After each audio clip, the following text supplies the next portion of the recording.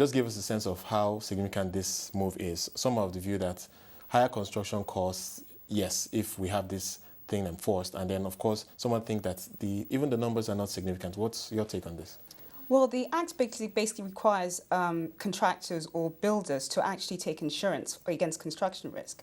So there is a premium to be added to the construction cost. What this premium is really depends on the insurance industry and how they go about charging that premium. But I don't see it being a significant increase to construction costs. And that will be across board for big projects, small projects, or it really doesn't matter? Well, the premium paid will actually depend on the size of the project. So obviously, the larger the project, the larger the premium.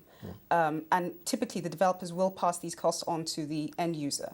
So what you'll actually see is perhaps a slight increase in either rental prices or sale prices. And then, of course, what do we have an infrastructure to enforce these rules? Because these rules have actually been in the market for about 8 years now, since the Insurance Act in 2003 was implemented. We haven't seen much enforcement since then. What's the hope that we'll see more this time? Okay, well, what the government has actually done is they've actually made it part of the planning approval process. So you are required to show your insurance certificate before you get planning approval. They've also set up a team which is consisting of planning consultants and the police force to execute and to make sure that people actually go about complying with this. I think one of the problems the government is going to face is actually in terms of funding for these bodies, because you will have to pay for the staff that you put into these teams. And I'm not quite sure how they've actually structured it, whether the funding will come from NICON or from the government itself. And let's take a look at the property market. Obviously, it's had a torrid history over the last 2 years. The banking crisis of 2009 put a lot of pressure on property developers across Nigeria. How have things shaped up since then? Well, the market is pretty stable at the moment. I think there's a lot of optimism because people see the stability in the market. There's a lot of interest in offices and in retail. Less so in the residential market because there is not that much active demand for residential properties at the moment, but a lot of interest in purpose-built offices and in the retail sector. So which sector or segment would you say is most attractive in the property space right now? Would that be residential, commercial property? I think retail is getting a huge interest. There are a lot of international investors who are coming in to look at retail for this market because we don't really have a lot of retail units in the same way as they have in Europe and in America. And what type of returns should investors expect for delving into the Nigerian market, obviously with the risks that are attached to it? Yeah, I mean, much higher returns than they would typically get in America. So something, above 10%, I think, would be attractive for most investors coming in. And that will be in the residential space? Or in the retail space. Okay, all right. Okay, slightly lower for residential. But let's outside Lagos, because obviously there's a lot of focus on Lagos. Yeah. What are the opportunities we see outside Lagos? Obviously, Abuja is a key market. Port Harcourt, because of the oil and gas space, is somewhere that many people will be going into.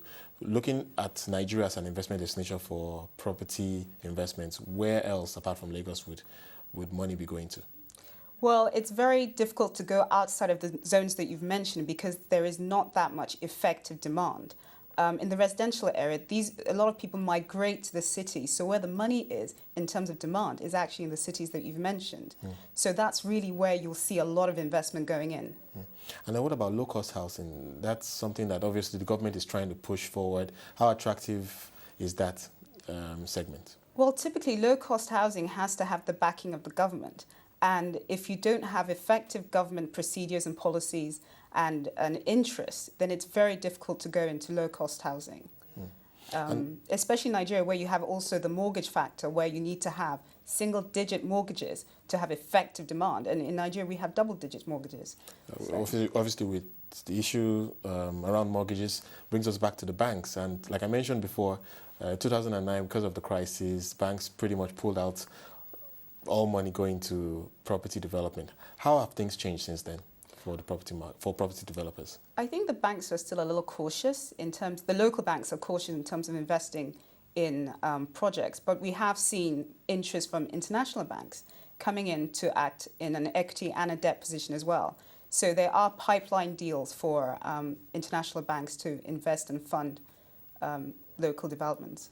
And looking at entry opportunities for investors, for an investor, for instance, coming from outside the country, how do I get into the Nigerian property market? What vehicles, what infrastructure are in place for me to invest? Well, typical structures that have been used in the past and which work very well for Nigeria is joint ventures with Nigerian developers or with partners who have a very good track record in the market. So they bring with them the local experience, the Nigerian factor, as you say. And this has become and is a very good model for international investors to come in, because it is a very different market and it has very different risks and different players. And it's important that you have local content to ensure that you manage the local issues well. Obviously, the outlook for the markets is key for any investment. What's your take on the property market going into 2011? Obviously, we have an election year.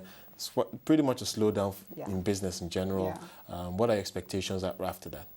I think that obviously in the third quarter of the year, you will see a lot more interest coming on board in terms of projects going live. What you're having at the moment is a lot of interest. So a lot of conversations about what you could possibly do. And what they're trying to do is pretty much sign MOUs to make sure that once the government has stabilized and we've gone through the Muslim holidays, which are, I think, in June or July, then you're actually able to execute. So there is a lot going on in the background. But you do need the government situation to stabilize and for everyone to get back into work mode.